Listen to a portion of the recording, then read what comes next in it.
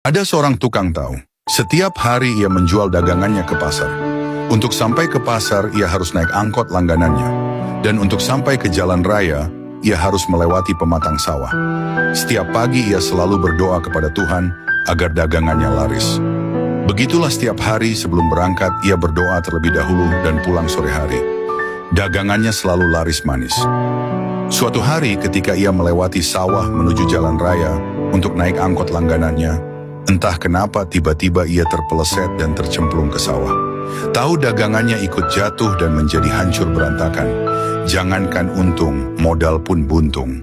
Mengeluhlah ia kepada Tuhan, bahkan menyalahkan Tuhan, mengapa ia diberi cobaan seperti ini. Padahal ia selalu berdoa setiap pagi.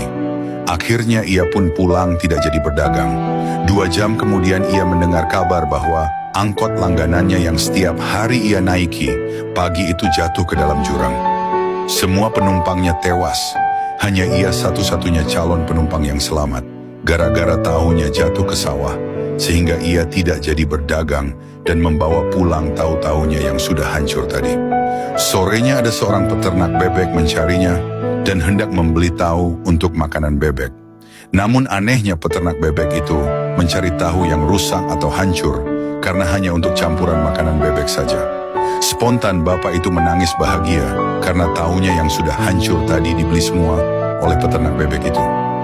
Doa tidak harus dikabulkan sesuai permintaan, tapi terkadang diganti oleh Tuhan dengan sesuatu yang jauh lebih baik daripada yang diminta.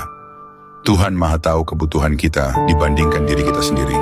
Karena itu, janganlah jemu berdoa, juga jangan menggerutu, apalagi mengutuk. Jika Tuhan menjawab doa kita, Ia sedang menambahkan iman kita. Jika Ia menundanya, Ia sedang menambahkan kesabaran kita. Jika Ia tidak menjawab doa kita, Ia sedang mempersiapkan yang terbaik untuk kita.